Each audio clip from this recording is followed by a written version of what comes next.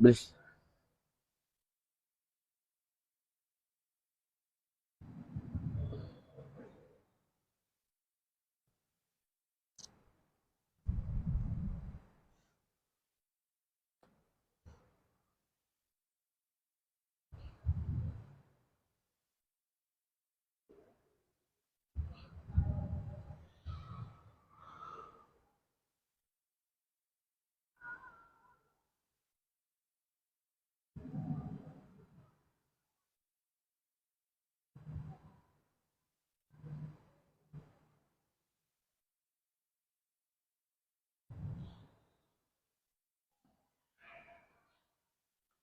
Bismillahirrahmanirrahim.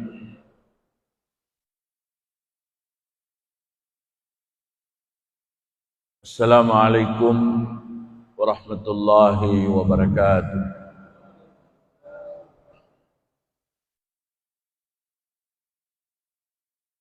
Alhamdulillah. Alhamdulillahilladzi 'allama bil qalam. 'Allamal insana ma lam ya'lam. Asyhadu an la ilaha illallah wahdahu la syarika lah. Wa asyhadu anna Muhammadan abduhu wa rasuluh al-mab'uts rahmatan lil alamin. Allahumma salli wa sallim ala sayyidina Muhammadin fil awwalin wal akhirin wa ala alihi wa sahbihi ajma'in. Amma ba'd. Jamaah Maghrib rahimakumullah, mengawali kajian kita pada Maghrib kali ini, saya mengajak kita semua untuk tidak henti-hentinya memanjatkan puji syukur kehadirat Allah Subhanahu wa taala atas segala nikmat karunia-Nya yang Allah limpahkan pada kita. Alhamdulillah, kesempatan Maghrib kali ini kita masih sehat walafiat. Selanjutnya salawat dan salam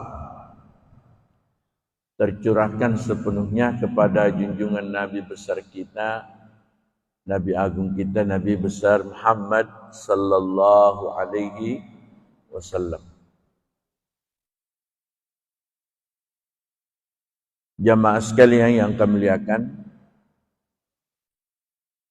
kita sudah membicarakan tentang istinja, yaitu cebok.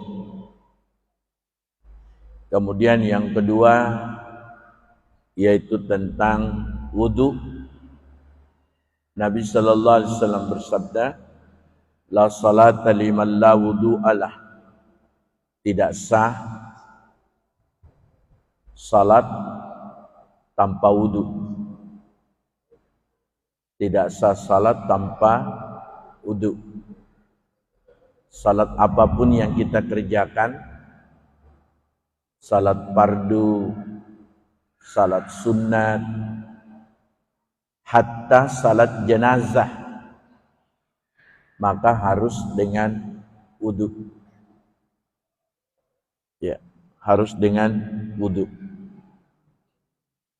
Sekalipun Bapak sekalian, sekalipun salat jenazah itu, kalau yang menghadiri salat jenazah tidak semua berwudu, tidak semua berwudu, sebahagian berwudu, sebahagian tidak, tapi ikut dalam salat jenazah, maka salat jenazahnya sah. Jadi misalnya imam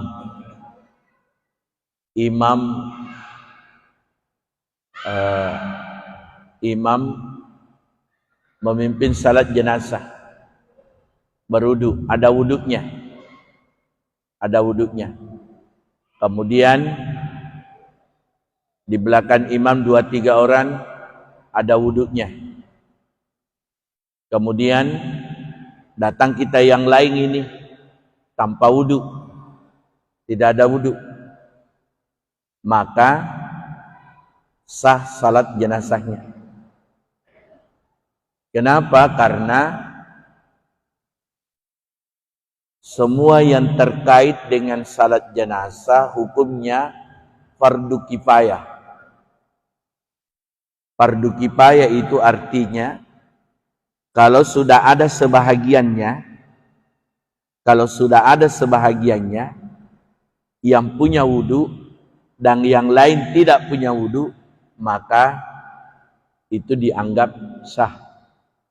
Kenapa? Karena salat jenazah itu sesungguhnya bukan salat. Salat jenazah itu sesungguhnya bukan salat. Karena salat yang sesungguhnya yang sempurna itu terdiri atas 4 unsur. Berdiri, ruku, sujud, dan duduk. Di salat jenazah tidak terpenuhi ini. Iya, tidak terpenuhi ini. Tidak ada rukuknya, tidak ada sujudnya, tidak ada duduknya. Jadi kalau misalnya bapak-bapak mengatakan, saya tidak ada wudu, maka silakan ikut saja. Kenapa? Karena as-salatu ad-du'a. Salat itu adalah doa. Jadi sebenarnya salat jenazah itu adalah doa. Ad-doa. Secara istilah. Terus sekalian. Kan kadang kalau orang meninggal ini kita baku dorong-dorong. Saya tidak ada wudu. Saya tidak perlu ada alasan. Imam sudah ada wudu, 2-3 orang di belakangnya sudah ada wudu, datang kita maju aja. Ya, Allahu Akbar. Tapi yang paling afdal, paling bagus adalah bil wudu'i, dengan ada wudu. Sekalian yang kami muliakan, di wudu ini agar man asbagal wudu, siapa yang sempurna cara mengerjakan wudunya. Ya.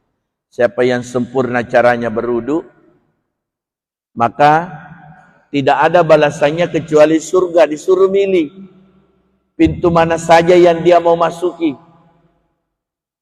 Makanya perlunya kita ngaji begini. Supaya apa? Kita bisa mengetahui, oh ini yang sunnah, ini yang disunatkan. Kemarin kita sudah beberapa pengajian yang lalu kita sudah singgung yang disunatkan. Ya, yang disunatkan dalam wudu itu saya ulangi. Pertama, bismillah, mengucapkan bismillah ketika mencuci tangan.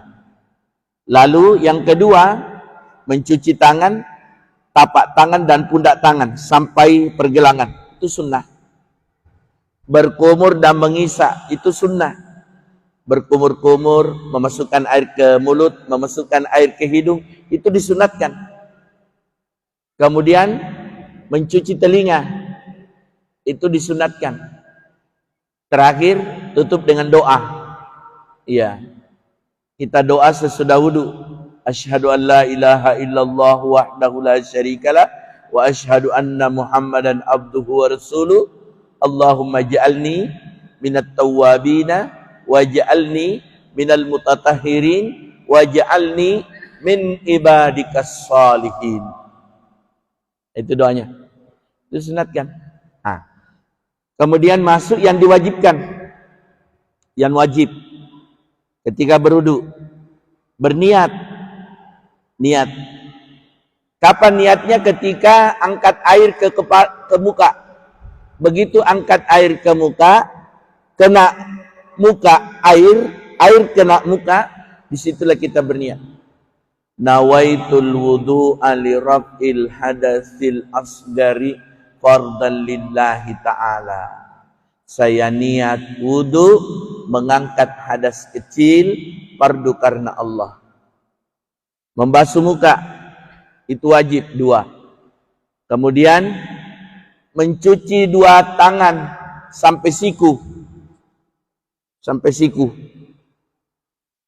Kanan dulu baru kiri. Balik kanan lagi. Baru ke kiri lagi. Kanan lagi, ke kiri lagi. Jadi jangan kanan terus 3 kali. Ya, atau kiri terus 3 kali, enggak, diselang-selingi. Ya. Kemudian sekalian mencuci rambut atau kepala, mencuci kepala. Ya, menurut Imam Syafi'i sebahagian kepala. Nah, menurut Imam Malik seluruh kepala. Kemudian yang diwajibkan yaitu mencuci kaki sampai mata kaki. Maka saya sampaikan pada jamaah masjid Jami' Baitur Rahman, kenapa mata kaki ini harus dicuci? Karena kita akan bawa di dalam salat sesempurna salat kita dengan tidak menutup mata kaki. Jadi ketika kita salat, Bapak sekalian, ketika kita salat, mata kaki itu tidak boleh tertutup dengan kain celana atau kain sarung. Ya, diusahakan supaya sempurna salat kita. Itu namanya isbal. Itu namanya isbal. Tapi ada yang menganggap bahwa isbal itu wajib. Menganggap bahwa isbal itu wajib. Mengangkat kain di atas mata kaki, hukumnya wajib. Perhatikan baik-baik redaksinya. Ya, perhatikan baik-baik redaksinya. Tidak ada satupun di dalam Al-Quran yang menerangkan tentang isbal. Yang menerangkan itu Rasulullah SAW. Karena Rasulullah yang menerangkan berarti status hukumnya adalah sunnah. Sunnah. Maka Bapak sekalian, ketika kita pakai sarung, pakai kain, ya sebaiknya terlihat mata kaki dan seterusnya. Kemudian yang ketiga yang dimakruhkan, makruh, tidak boleh dilakukan, tercela. Ya, tercela, mengurangi pahala wuduknya kita. Mengurangi pahala wuduk kita. Seperti mencuci anggota wuduk lebih dari 3 kali. Ya cukup 3 kali Pak. Yang 1 kali itu hukumnya wajib. Yang 2-3 kali itu hukumnya sunat. Yang 4 kali 5 kali itu hukumnya makruh. Makruh. Itu tercelah. Yang kedua, tidak boleh melap. Jangan melap kain, handuk kalau habis berwudu. Itu makruh hukumnya. Makruh Pak. Tidak boleh. Yang ketiga, tidak boleh mengangkat air ke wajah dengan memukul. Dah, kita pukul wajah dengan itu. Tidak boleh. Nah, sekarang Bapak sekalian tabiakan, saya kira itu jelas sunnahnya, ya wajibnya, dan yang makruhnya. Nah, silakan Bapak sekalian, kalau ada yang kurang dipahami, kita bisa sharing atau bertanya. Ya. Bapak sekalian yang kami muliakan, sekarang saya ingin jelaskan nawaqidul wudu'i yang membatalkan wudu. Yang membatalkan wudu. Apa saja yang membatalkan wudu? Bapak sekalian,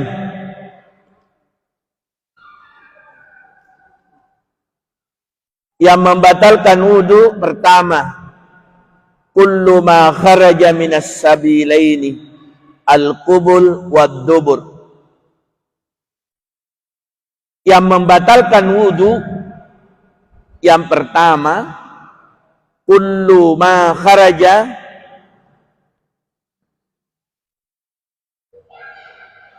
kullama kharaja, bukan kullu ya, kullama kharaja minas sabilaini al-qubul wad-dubur. Semua atau segala sesuatu yang keluar dari dua jalan. Semua yang keluar dari dua jalan. Jalan mana yang dimaksud? Al-qubul wad-dubur, lubang depan dan lubang belakang. Apa saja yang keluar, Pak? Apa saja yang keluar, kullama kharaja minas sabilaini, semua yang keluar dari lubang depan dan lubang belakang, keluar habis berwudu, maka ada keluar dari salah satu dari dua lubang itu, batal wudunya. Bapak habis berwudu, tiba-tiba mau kencing. Karena kencing itu ada sesuatu yang keluar dari depan, maka wudunya batal. Berwudu lagi. Habis berwudu, keluar masjid, masuk WC. Ternyata dia berak. Maka karena ada sesuatu yang keluar dari lubang belakang dan dia habis berwudu, maka wudunya batal. Berwudu lagi. Yang ketiga, yang biasa keluar di lubang belakang, kentu. Bunyi atau tidak bunyi, bau atau tidak bau, maka batal. Jadi misalnya bapak-bapak salat, ya, misalnya bapak-bapak duduk begini, duduk, ya, tiba-tiba bapak kentut, kan bapak rasa masing-masing. Tidak mungkin bapak yang kentut, saya yang rasa, tidak mungkin. Bapak yang rasa, aduh. Maka ketika bapak kentut, ada suara tidak ada suara, maka batal wuduknya. Batal wudu. Ada orang kentut tidak terdengar suaranya, tapi baunya minta ampun. Ah, itu batal. Batal, Pak. Ada juga orang tidak berbau, tidak ada baunya, tidak bau, tapi suaranya besar sekali. Itu suara kentutnya besar sekali, batal. Batal. Sekalian. Maka saya tekankan, semua yang keluar dari lubang depan dan lubang belakang, apa saja, apakah air kencing, apakah berak, ataukah kentut, atau ada keluar, batal wuduknya. Batal wuduk. Jadi bapak-bapak silakan berwuduk. Contoh, sementara salat ini, Allahu Akbar, bapak salat, baru bapak dalam hati mengatakan, kayaknya saya kentut ini. Kalau sudah mengatakan kayaknya saya kentut, batalkan salatnya, karena sudah dirundung keraguan, sudah dirundung ragu. Kayaknya saya kentut ini. Tidak apa-apa, mau. Ini juga sudah tahiyat terakhir ini. Tidak ada juga yang dengar. Jangan begitu, Pak. Batal salatnya itu. Diulangi salatnya. Sekalian. Itu batal apa namanya? Batal wuduknya itu. Kullama kharaja minas sabilain. Semua yang keluar dari lubang depan, lubang belakang, itu batal. Satu. Ini yang membatalkan wudhu. Yang kedua, yang membatalkan wudhu, an-naumul mustariqah. Duduk, ya, duduk, bapak-bapak duduk seperti ini, duduk. Al-mustariqah, allati la yabqa ma'ahu idraku ma'a adami mutamakkin maq'adahu minal ard. Duduk yang tidak menetap, duduk yang tidak tetap. karena pengaruh ngantuk, tertidur. Ya, kalau begini kan tidak. Bapak-bapak berwudu begini, belak matanya, habis berwudu, itu tidak membatalkan wudu. Saya juga sering, saya sampaikan dulu. Bapak habis berwudu, makan minum. Pertanyaannya, apakah makan minum membatalkan wudu? Membatalkan wudu? Ada yang berpendapat mengatakan bahwa batal wudu. Tidak batal wudu. Orang makan minum itu tidak membatalkan wudunya.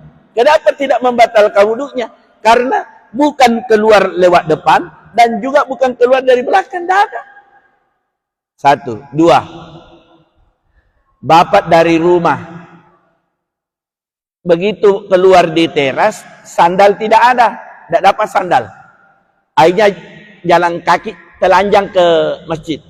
Di tengah perjalanan injak tai. Batal wuduknya? Batal? Ternyata di masjid di sini ada 2 mazhab juga ini. Ada mengatakan batal, ada mengatakan tidak. Menginjak tai apapun. Tai kering kah, tai basah kah? Terus kalian, pokoknya bapak habis berwudu injak tai ayam, tidak membatalkan wudu, tidak batal wudunya. Cuma Pak, setelah injak tai, keluar cari tempat cuci itu, jangan injak tai masuk di masjid. Itu dicuci itu bekas tainya. Itu menginjak, karena ini sesuatu yang ada di luar ini, sesuatu di luar, maka tidak membatalkan wudu. Sekarang kita bicara dengan yang kedua, yaitu an-naum, tidur. Saya melihat fenomena kalau hari Jumat hampir jamaah tidur Pak. Saya perhatikan, kalau saya yang khutbah mungkin tidak tertidur karena besar suara saya. Tapi kalau khatibnya landai, yang khatib ini kecil suaranya, rata-rata jamaahnya tertidur. Sekarang kita lihat tidur yang bagaimana yang membatalkan wudu. Coba perhatikan Pak, orang yang tertidur itu sampai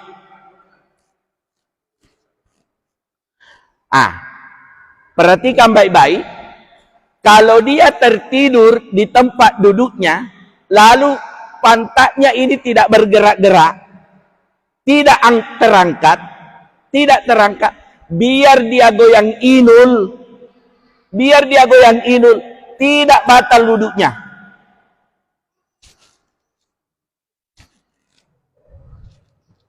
Biar goyang baik-baik. Yang penting ini tetap di tempat duduknya. Tapi kalau begini modelnya, maka sudah terangkat, berwudu ulang. Karena itu membatalkan. Itu namanya sudah tidak sadar yang begitu, Bapak sekalian. Tapi kalau misalnya tak ayung-ayung seperti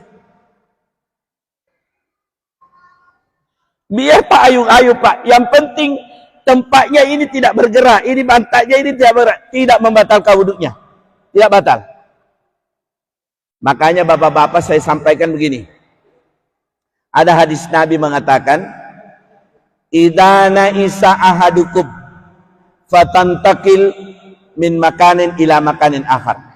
Ini bapak-bapak yang sering tertidur kalau hari Jumat ini. Apabila kalian dilanda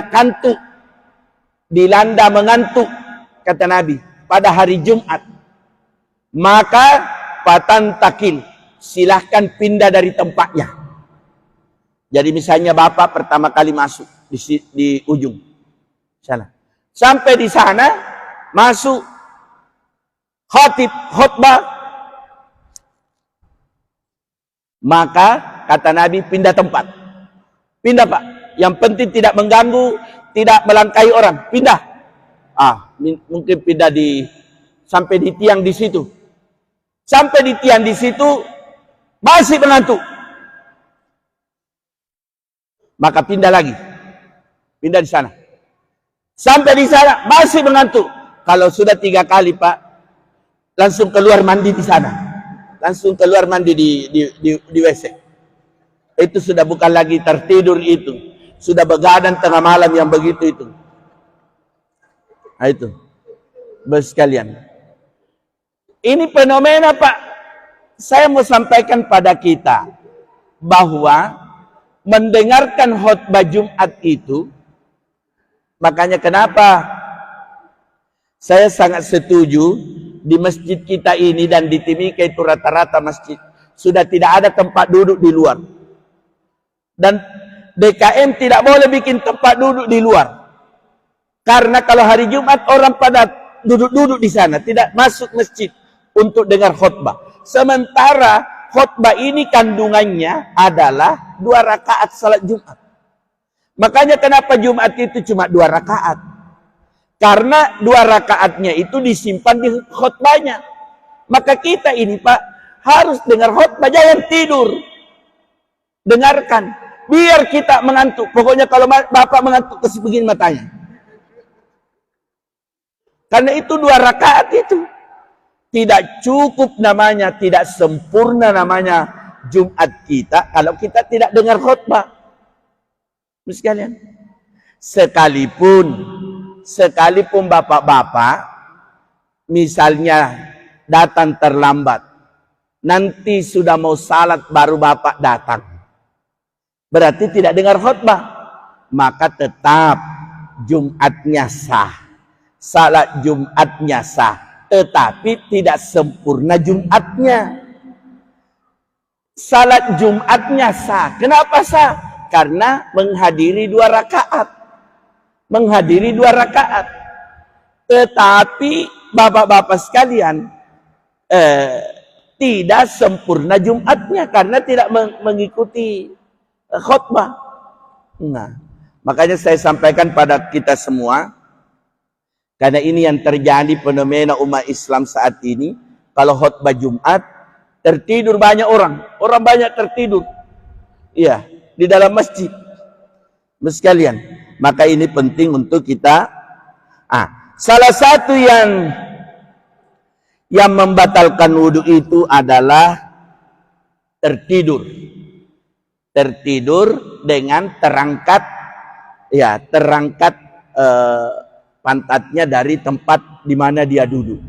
Jadi kalau terangkat, Pak, pasti batal wudhunya.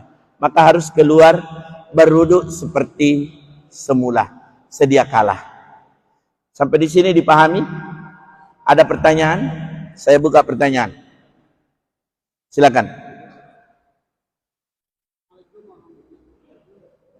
Assalamualaikum.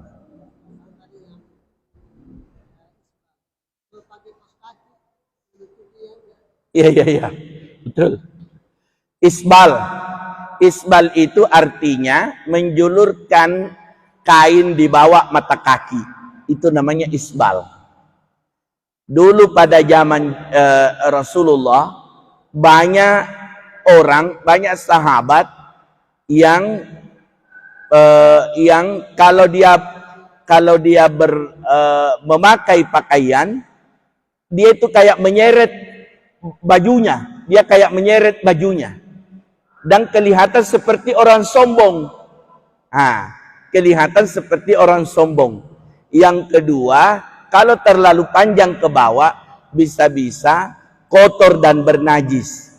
Maka Bapak Ibu sekalian, disunnatkanlah untuk kita memakai sarung, celana, untuk memposisikan sarung dan celana itu di atas mata kaki, supaya mata kakinya terlihat. Pertanyaannya, bagaimana dengan memakai kaos kaki? Karena kaos kaki itu menutup mata kaki.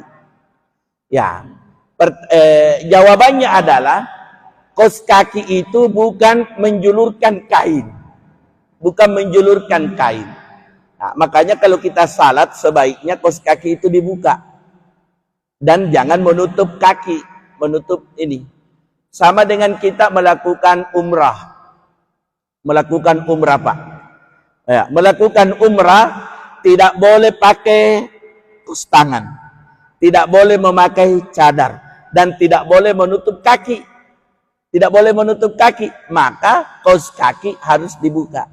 Begitu juga kita salat, Pak. Maka kaos kakinya harus dibuka. Sekalipun pada saat-saat tertentu. Contoh, dalam situasi perang, orang pakai kaos kaki dan pakai khuf, yaitu sepatu khusus. Maka tak perlu dilepaskan kaos kakinya dan tak perlu dilepas khufnya, yaitu sepatu perangnya itu. Kalau berwudu cukup diusap-usap bahagian atasnya. Kalau kita berwudu. Nah, kalau kita berwudu. Begitu indahnya ini agama. Wallahu a'lam bishawab.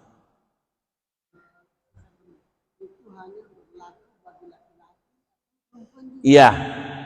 Ya, kalau untuk isbal ini secara umum laki dan perempuan. Ya, secara umum laki dan perempuan. Tapi penekanannya adalah kita yang laki-laki.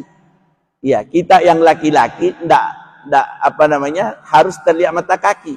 Karena seluruh tubuh, sekujur tubuh perempuan itu adalah aurat. Sekujur tubuh perempuan itu adalah aurat. Hatta sampai kata Imam Malik, suaranya pun perempuan itu adalah aurat. Makanya ada kelompok di kalangan kita umat Islam ini tidak mau mengikuti MTQ. Musabaqah tilawatil Quran untuk perempuan. Kenapa? Karena suaranya perempuan itu dianggap aurat. Coba perhatikan. Arab Saudi, Dubai, Uni Emirat Arab, Qatar dan sebagainya mengadakan lomba MTQ tidak mengikutkan perempuan. Yang diikutkan hanya laki-laki. Kenapa? Mereka masih berpegang teguh kepada mazhab yang bahwa suara perempuan itu adalah aurat. Ya, maka sekujur tubuh perempuan itu harus ditutup sampai kakinya. Nah, kalau kita ini laki-laki, bapak-bapak yang laki-laki harus terbuka mata kakinya. Ya, terbuka mata kakinya. Tapi saya ada lihat di antara kita ini, mungkin karena baru belajar agama, akhirnya sampai naik sedikit lagi kena lututnya. Tidak usah terlalu ini, Pak. Ya biasa-biasa saja.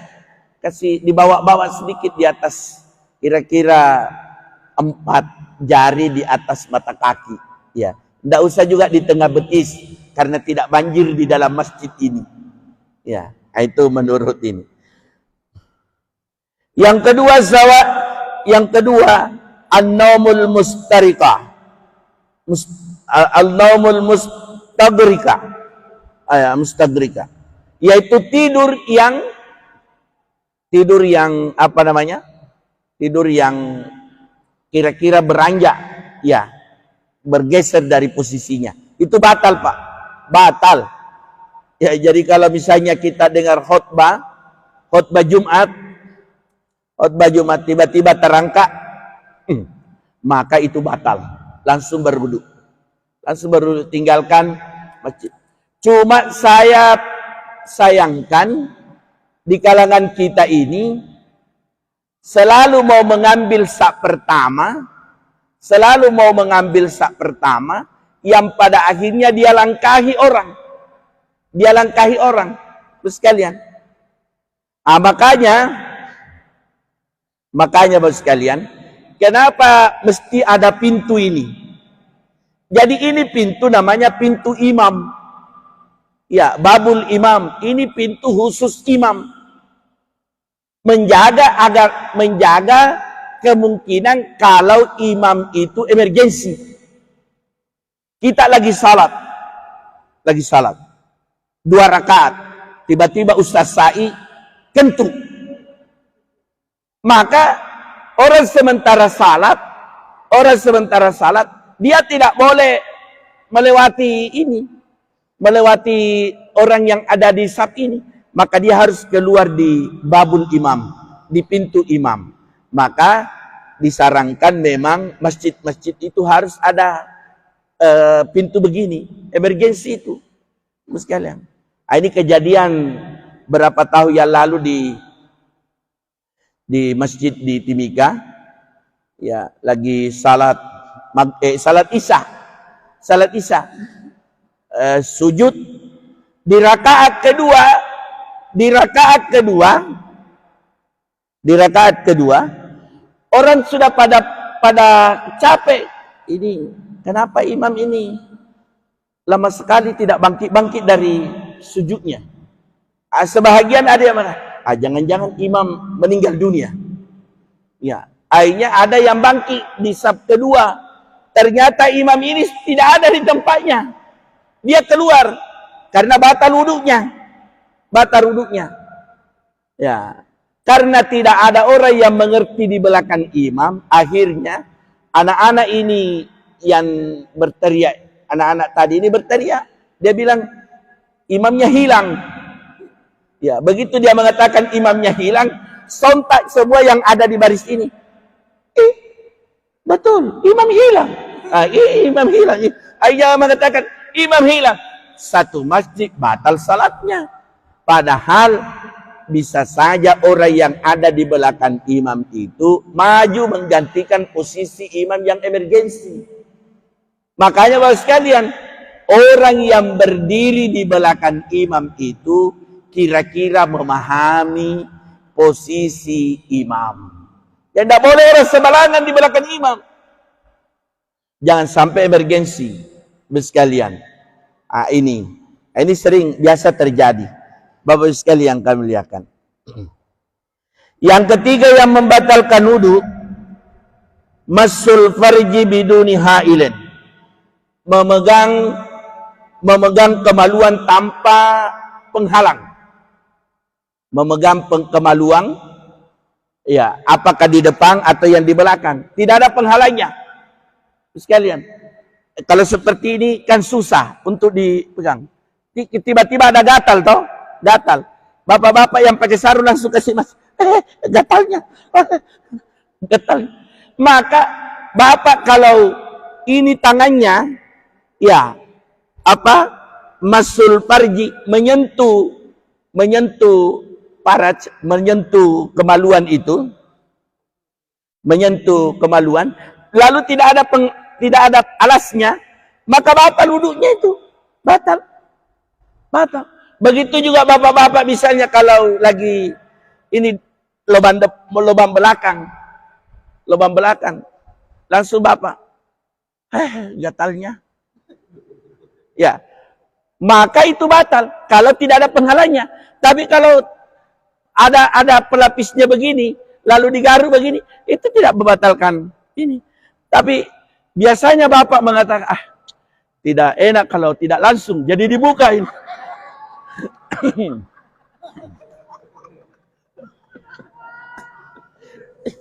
Tidak enak kalau tidak langsung. Akhirnya dia kasih masuk. Maka itu membatalkan wudu. Apapun kejadiannya, maka itu langsung batal seketika. Sekadar menyentuh kemaluan. Atau misalnya bapak tiba-tiba tegang, yang di depan ini tegang, langsung bapak cakar, apa ini? Tidak ada penghalangnya, maka itu batal. Pokoknya bersentuhan tapak tangan ini bersentuhan lubang yang di depan yang belakang ini langsung batal. Itu harus diketahui itu, Ibu sekalian. Maka langsung membatalkan wudhu kita. Dan tanpa ada penghalangnya. Kemudian selanjutnya yang membatalkan wudhu terakhir, kali sebenarnya banyak, saya cuma ambil yang biasa terjadi, adalah menyentuh kulit perempuan yang bukan muhrim. Saya bertanya dulu. Nanti lanjut pertemuan berikutnya. Insyaallah. Nanti pertemuan berikutnya kita akan lanjut, yaitu yang membatalkan wudu. Kira-kira pertanyaannya begini sebelum azan. Apakah bapak-bapak kalau bersentuhan dengan istri, habis bapak-bapak berwudu menyentuh istri, kulit istri, batal wudu atau tidak? Batal. Ada mengatakan tidak. Wah, ini ada dua pendapat mazhab ini di sini. Nanti kita bahas pertemuan berikutnya insyaallah. Ya, yang mana yang diperpegangi. Karena ada juga ulama di sini nih, ada juga ulamanya Masjid Jami ini. Ya, wallahu a'lam bishawab. Insyaallah kita tutup dengan kafar majelis. Subhanakallahumma wa bihamdik asyhadu an la ilaha illa anta astaghfiruka wa atubu ilaik. Assalamualaikum warahmatullahi wabarakatuh.